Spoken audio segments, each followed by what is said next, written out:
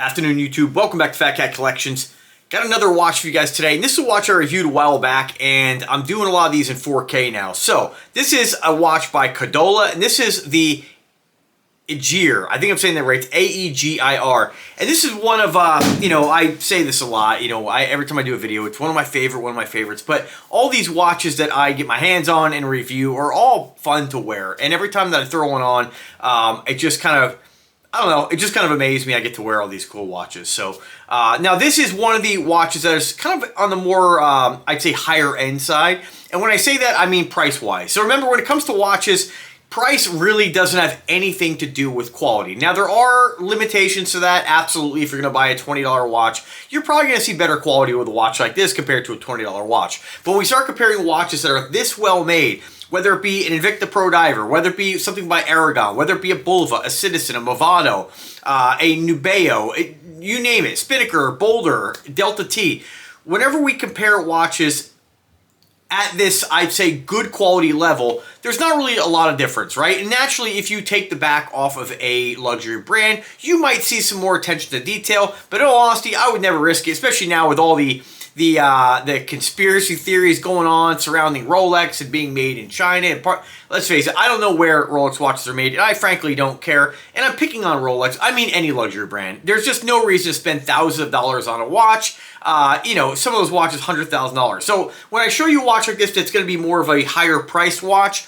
I want you to understand, when you buy a watch like this, I don't want you to think that if you spend $3,000 for this watch, you're getting a watch that's so much better in quality compared to a $300 watch. Ultimately, you buy these because of certain specifications, because of maybe a certain movement, right, which we're going to get to, and just honestly the fact that you like it and you want it, right? So let's talk about this. So this was one of the most expensive watches that Cadola makes. And Cadola is sort of a race car, like a vintage race car inspired company. Again, this is a favorite of mine. This is a chronograph. And normally, when it comes to chronographs, I'm not really, I can kind of take it or leave it. I prefer kind of a simple dial. But this is where, if you've been watching me for a while, you guys know that I don't get too, really hot over price, right? I'm not like thinking that, I guess I just don't drink the Kool-Aid. I know that if you pick up a really expensive watch, you pick up an inexpensive watch, if quality's there, and when I talk about quality, I mean specifications, number one, what is it made out of? And, a lot of them are very similar, right? So let's talk about this one, okay? And we'll see if it's something that maybe you want to add to your collection, right? So good luck trying to find this. These are sold out on the Cadola website, but you never know what's coming down the road. Let's check it out. So I have this in two different colors. I tried to get my hands on a third, but they just sold out quick. I'm fortunate enough to have gotten these. So this is called the Prussian Gray. And then I'm wearing, this one is called, I'm going to give you the exact name on it here. This one's called the Arctic White, okay? It's available 4 different color options. You have the black bezel, black face. Of course, you have the black bezel, green face, and then these two are really my favorites. I wanted to get my hands on the black one just because black's always pretty universal. But what do I like most about this watch? So check out the side present. So I mentioned many times when it comes to doing watch reviews, when it comes to a smaller watch, and I don't mean that this is necessarily a small watch. It's your standard size watch. It's a 43 millimeter case diameter. If you're used to wearing 38s, and this is going to seem like a big watch. So it's all subjective, right? But it's a standard size watch in my opinion. 43 millimeters is not oversized. What do I like most about this particular model is honestly what really kind of drew me in was not the price, was not the fact it's an automatic chronograph. We're going to talk about that, but in the specifications. But honestly, I like the color on this. So you have this matte kind of gray on the face, and then you have a lighter matte gray around the bezel. There's not a lot of watches I've seen that have this color combination. It's very basic. It's nothing really to write home about. You can find silver watches all day long, but just the matte finish and the slight subtle variation between the face and the bezel is what really kind of called me to it, right? I said, ooh, that's really unique looking. Plus it has on the, looks like a lot of the indices in the hand, the main second hand there is actually like kind of an ice blue, almost like a baby blue almost. So it's a great looking, try to get this to focus here. It's a great looking piece, and I definitely dig this one. Another thing I really like about it is the fact it's 43 millimeter, but it has kind of a tall wrist presence, right? It's a thick watch measuring at 17 millimeters. What else? 3-link bracelet, mirror polishing down the center, brush finish around most of the watch case. Looks like the edges of bezel. I like the bezel on it too. It's kind of a thicker gear-edged bezel. It is kind of larger, a little bit thicker that you compared to what you traditionally see on a watch this size. But, you know, like I said, there's many different watches out there. You know, we have the traditional milled clasp on this, which is pretty standard at a watch of this price point. Dual push-button deployment, screw-on case back, the standard option. So let me just run you through just the basic stuff, right? What is number one, right? Do you like the watch, right? I absolutely love this watch. I think if you're going for, some might say this is you know, whenever we think of a Submariner, it doesn't take much to say this is a Submariner homage. It's really not. It's basically just a round 43mm watch that's a chronograph with a 3-link bracelet.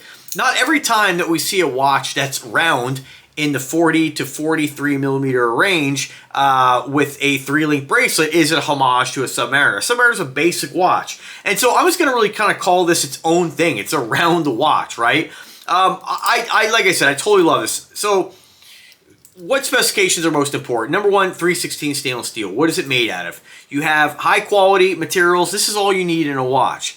After that, I'm going to kind of give you guys, some of these are important to me, others are not. I've said many times in videos that I'm not too interested in the crystal, but at certain price points, it's to be expected to have a sapphire crystal at certain price points because it is the most scratch resistant. But that doesn't mean that the other ones are not scratch resistant or scratch prone, right?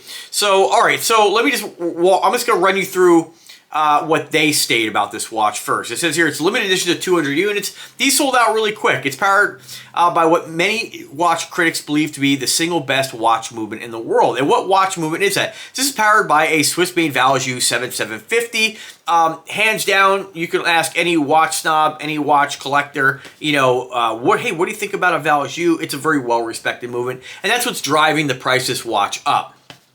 So just kind of keep in mind when you are going to get, you know, when you're throwing movements in there that are like quartz chronographs, you're getting them cheaper, right? You're gonna, if this watch had like a Swiss Ronda, it'd be a lot cheaper. The fact they're throwing in that Swiss-made Valjoux 7750 is gonna jump the price up quite a bit. These are harder movements to get in a watch that's not in the $1,000 price range. Can you find them? Absolutely, but you know that's kind of where you're at. So, and that's kind of, I think, what really is kind of the selling feature of this watch is that it has it. They talk about it right off the bat, right? So yes, it's a great looking piece. Love the color combination, love the bezel, love the feel on the wrist, right? All that's kind of to be expected, but you're getting that Swiss automatic movement. And in a chronograph, generally a lot of the movements you're going to find in chronograph watches, and for those who don't know, chronograph is just a stopwatch, which is why I don't really care too much about it. You're generally going to get quartz, you know, in reasonably priced watches, you're going to get a quartz stopwatch or chronograph, which is not bad. There's nothing wrong with that. But, you know, I'm an automatic guy. That's kind of a point that I look for in a watch is to have it be an automatic.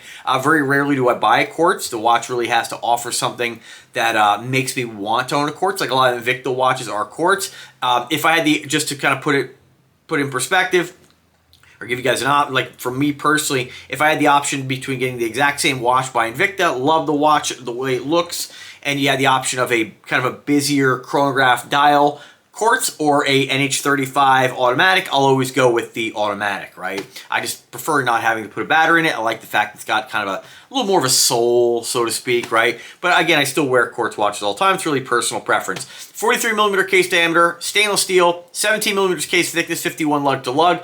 Gray dial color, applied indexes with Japan. I don't know what that means. Again, you know, this is part of, this company is under the Dartmouth parent company. So yeah, fix your website. You know, I've been talking about this for years, but it's overwhelming. They have a lot of watches, right? Screw down crown, 22mm stainless steel bracelet with fold over buckle and push button deployment, 20 ATM to water resistance. And that's about it. Oh, and sapphire crystals. So, what are the most important ones to me, right? Well, number one, do you like the way it looks? So obviously this is a very big, chunky, bold watch. Awesome. I love the color dial. I love the color combination. It's a basic, clean, good-looking watch. Is it super unique? Not really, but it's incredible. You're getting that Valjoux movement, right? That's kind of the sell. That's really kind of why somebody might buy this watch. Putting aside like the cosmetics, okay? But everything else, we have 316 stainless steel. We have an awesome automatic movement. We have sapphire crystal. We have milled clasp, dual push button deploying safety latch, micro adjustments, nice solid bezel, right? And I say that because some people think, you know, if you stumble on my videos, you might listen to a lot of these watch snobs out there, and you'd be, you know, kind of led down the wrong path, thinking that it's difficult to get a good quality bezel. It's not. It's very easy. Most watches have a good quality bezel. It's not some rare thing. And the moment you start picking up luxury brands, getting your hands on them, and then picking up affordable brands, you'll see that that's nothing really to get excited about. Most of them have it. What else? You know, all right, let me just show you. Let me show you the other color too before I kind of forget here. This is the white version, kind of a matte black bezel. It's like a shimmery kind of silverish white. Now, as a watch collector, why did I choose this watch, right? Why did I want this watch? Number one, I didn't pay for these, so it's a little bit different for me to say, hey guys, go out and spend $3,000 on a watch. I have these because I got them for free, right? So it's a little bit different. If you spend $3,000 on this, are you getting ripped off? It's pretty expensive for a watch, right? If we look at Valjoux watches, you can definitely find Valjoux watches in the $600 price range. So ultimately, it comes down to, let's say you're familiar with Cadola, you like what they offer, and you want a Cadola Valjoux chronograph. Good luck getting one, of course, right? As far as, you know, I think when I have several Valjoux chronographs, right? And so when I look at watches that are kind of similar to this, like I got a whole box of watches here. I don't want to, this isn't about this, but like if we look at just basic watches like this Alexander with a Valjoux 7750, right? They're all very similar. When we look at my Aqua Die, this is not a Valjoux, this is an ETA, forget which one this is, but an ETA movement definitely warrants a higher price. My Spinnaker, I believe, is a Solida. I have two Oceanivas here, a couple Bulivas.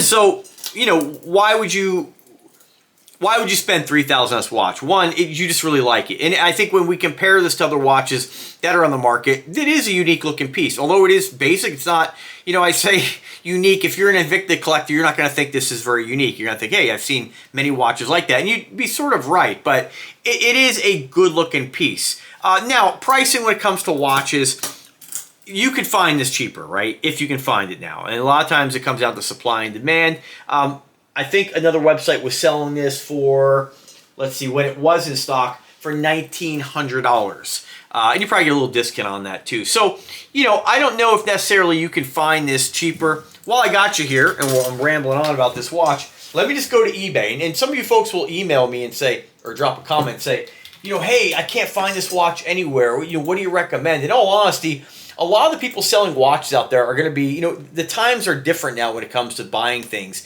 A lot of the smaller kind of mom and pop stores kind of are gone, right? The only time you're going to really use places like that and independent websites are mainly going to be like if you're buying luxury brands, honestly, which are kind of like jewelry stores that are selling these luxury brands as well. I'm just going to go to eBay because that's like the best chance you have of finding something like this, and we'll see if anybody has it. And I highly doubt it because these did not last.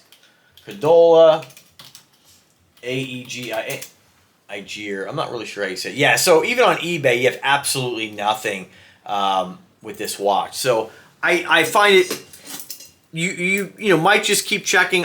For the link, I'm going to link you directly to Cadola site because you never know. Sometimes what they will do is they'll come out and re-release a watch. Even though these are limited edition to 200 units, they might come out and say, hey, we came out with a white on white or a different color, and then go ahead and come out with another 200 units, right? So I think if you're looking for something that's kind of similar to this, in that sort of, I don't know, price point, you might try like Alexander, but I honestly think that the Cadola brand is nicer.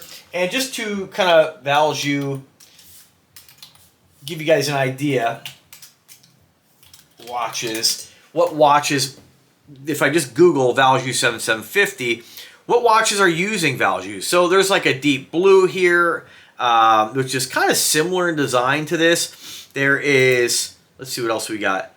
There is another Cadola, actually. No, sorry, this is not Valjoux. So, yeah, sometimes when you pull this up on, like, Google, you're not going to find...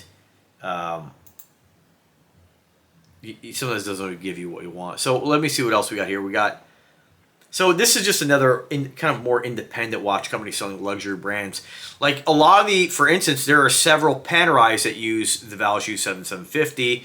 At least that's what this says. But these, I think this guy's website. So you gotta be careful. This guy's Bernard and Company website, and he's got the Panerai listed as having a. Yeah, I don't think that has a 7750.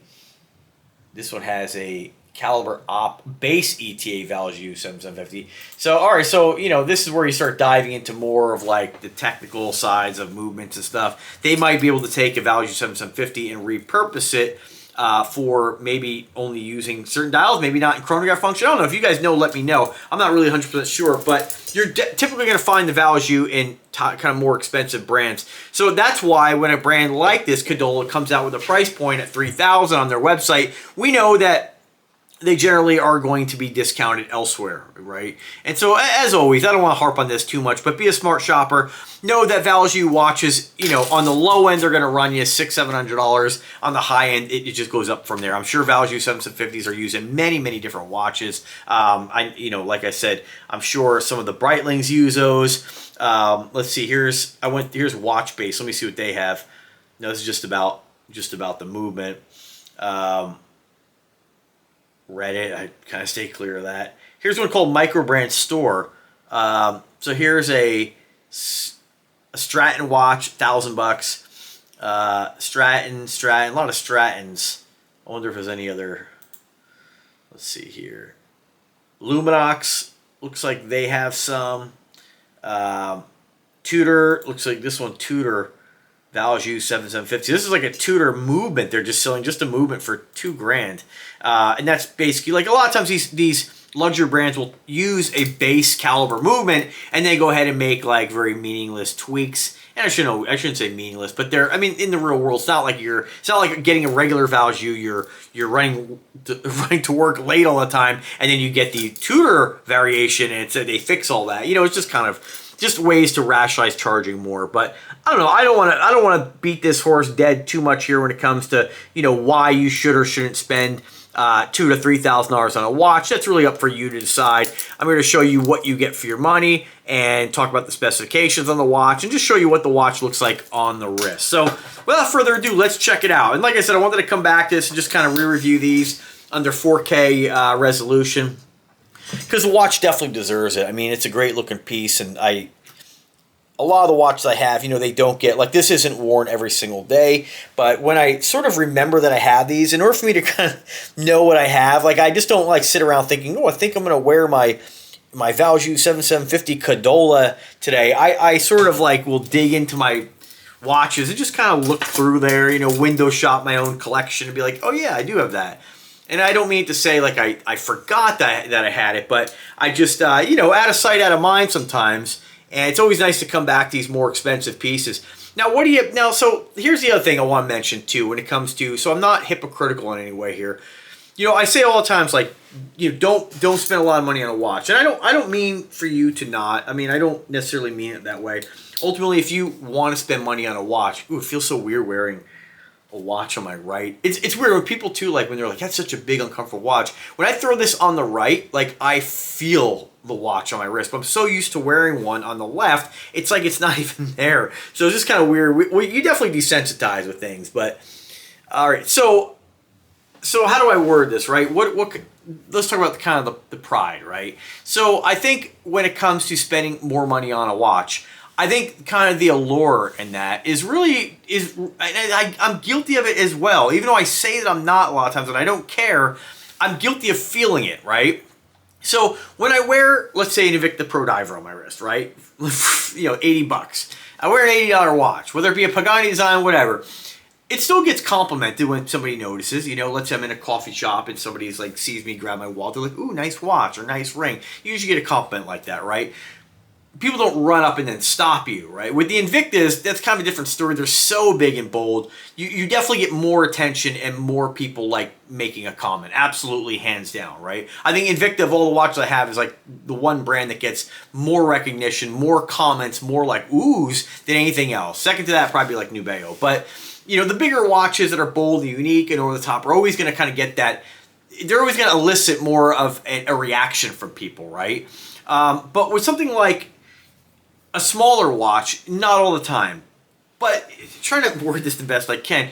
The difference I feel when somebody's like, let's say I'm at the coffee shop getting a coffee or whatever, and she's like, ooh, nice watch. And she's like, what is that? Or well, what kind of watch is that? I'm like, oh, it's Invicta, right? I know that's like, or a Pagani. It's $100 watch, right? Let's say go Pagani. $100 watch, right? So they might go and be like, I like that. I'm going to check it out. Cool. $100, awesome, right? But when they look at something like this, I'm like, oh, Cadola, and they check it out and they see, oh, a $2,000 to $3,000 price tag.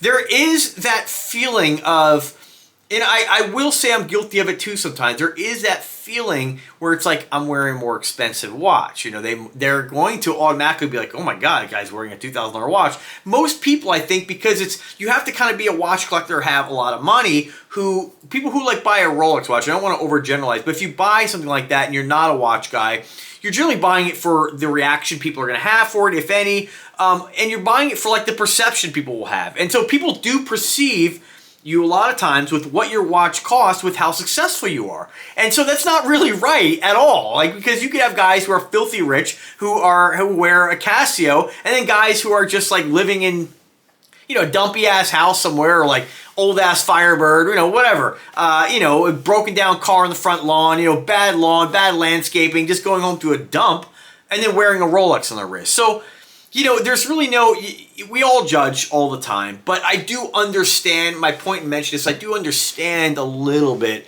about the allure with a luxury brand. And when you're wearing something that's a little more expensive, you do know in your heart, like, this is an expensive watch. So I don't know. I hope that kind of makes sense. But ultimately, at the end of the day, you should always buy a watch based on if you really like it. And if you like this watch enough and you say, man, I just want to wear that, then try to find one. If it was available tomorrow, then go buy one. But if it's out of your price range, or you feel like, I'll be honest with you, I love having it, I like wearing it, but I would not spend $3,000 on a watch. There's only one watch that I've even toyed at the idea. Well, a couple. Let's say I'm filthy rich. Absolutely, I love that ruby red Medusa Rolex. I do love that watch. It's awesome looking. If they came out with one that was just red rubies and a no-name brand, half the price, I would go for that, right? Because not necessarily the Rolex name that draws me to that watch. After that, we have like Jacob & Company watches with all the different crystals and gemstones. I love that stuff. But if I was like at my, I guess, salary range right now, my lifestyle, what is a watch that I'd even consider $2,000 on? The Doxas. I've always liked the Doxa watches. That's something I would consider. But even that, like, I'd rather wear one of my other 500 watches and get a lift kit for my ride, right? So, I don't know. I'm trying to explain it the best way. It's a personal thing, and ultimately, you got to buy what fits into your budget and what's ultimately going to make you happy. I'm not here to tell you, buy this or don't buy that. Buy it if you like it, and that's really all that matters. So, thanks for watching, folks. Have a great day. Subscribe to the channel, and take care.